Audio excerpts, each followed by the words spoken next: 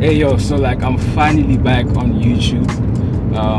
It's been a while since I did like any type of videos, and instead of like short films and stuff, you know, it's been a while. But now I'm trying something new, man. I'm trying to like do vlogs type of shit, man. But like not necessarily vlogs, but like more like vlogs but with value in them, like some filmmaking shit in it, you know. So yeah, like we'll just see where this goes. Like, bruh, I'm back. So you probably read the title, man. Like the title says, you know, it's a video on Lowlight Cinematography. But yeah, I'm gonna put a timestamp when I'm going to be talking about that. But right now we're just chilling, man. Like we're about to go for some drone flights, and then yeah, there's a lot of traffic now. I gotta focus on the road.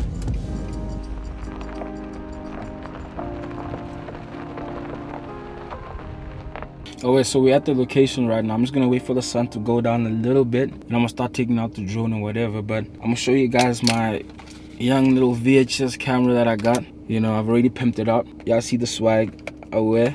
So let me show you guys the setup that's happening around here. It's so weird. Like this is the first time I'm shooting in the car, so like, and my car is very small. So I got the mic on like ball stick right there, so that, you know, the audio can sound clean, because this is too like low, so I can't really put the mic on top right there. And then I have this host over here on ball stick, and I got the weekend out here helping, supporting the camera and shit. And then there's a little monitor so I can see if I'm not overexposed or anything like that, because I'm shooting in manual, and I need to focus as well. Then I got my Blackmagic, some of the footage in this vlogs from the Blackmagic as well. So yeah.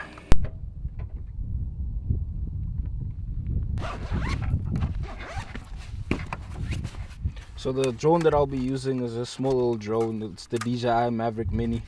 So it's my first ever drone, and yeah, I like it, man, because I mean, if I break it, it's not really something that's gonna hurt me so much, because I mean, it's really affordable, it's not expensive. So I actually really enjoy this drone.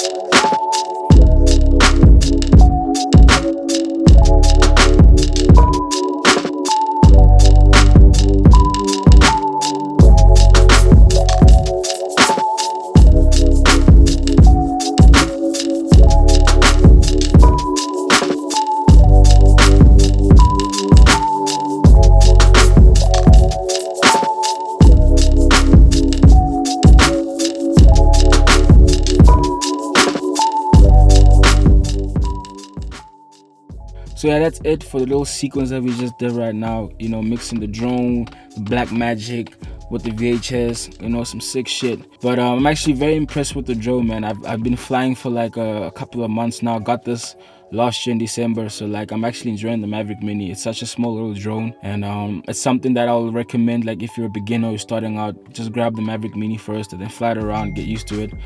Oh, my phone's buzzing. Like fly around, get used to it and shit, you know, and then get used to the controls, and then maybe later on you will venture out to something bigger like the Maverick 2 or like the DJI Phantoms, whatever you want to get. But it's a very small little drone. It shoots 2.7K, so I didn't shoot 4K. But I mean, 4K is overrated anyways, man. Yeah, it's a very nice drone, very small, you know, but just time to head back home, and then we can talk about some low-light cinematography. All right, so we're in my young little workstation. It's still in the works. I still need to move a couple things around. Without further ado, let's jump into low-light cinematography.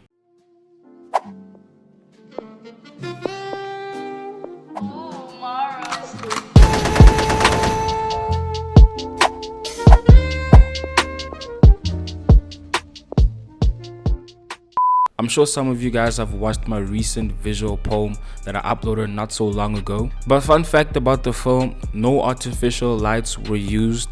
Majority of the footage that you guys saw was lit by the moonlight alone. There was a time period, I believe, between the 8th and the 12th of July when the moon was extremely bright.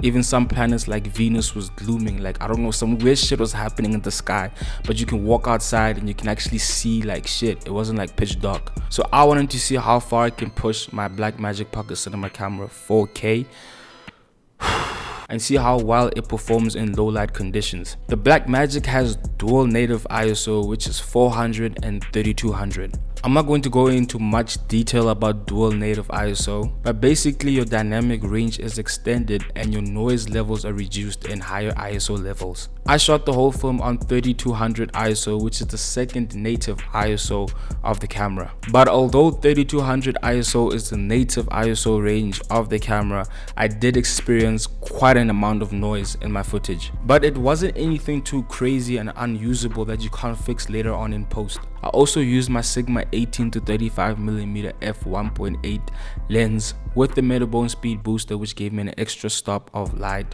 and turned that lens actually into a f1.2.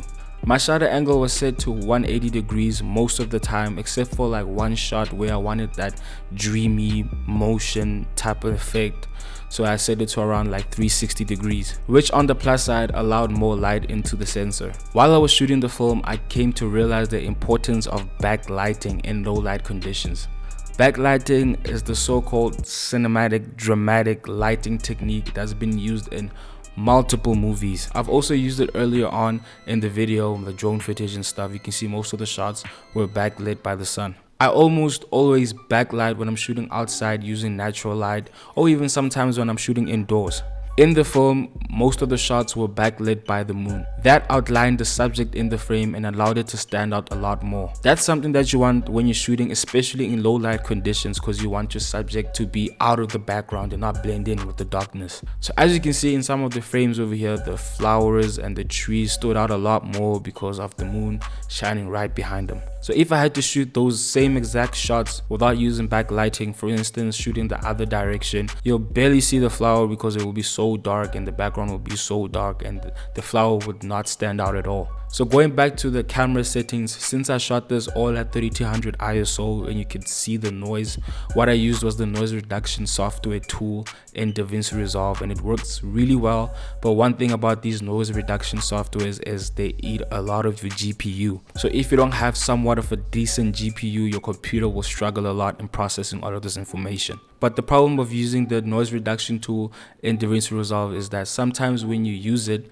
and your GPU is not somewhat decent enough to handle the processing, you won't be able to render any clips on your timeline because, I don't know, it will just pop you up with an error message saying that your GPU memory is full. When you reduce the playback and you try to render, nothing works. So just have a look out when you're using this noise reduction tool in DaVinci Resolve. But one last thing, you can say screw everything I said in this video.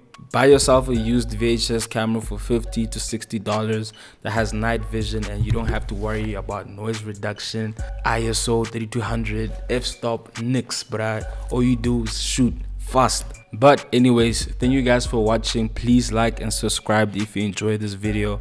Please also let me know in the comments if you like the style and how I made this video, you know, introducing a little bit of like a vlog sequence at the beginning and then, you know, later on discussing some important information. But hopefully I'll be making this type of content weekly starting from today. But until next time, stay frosty. Cheers.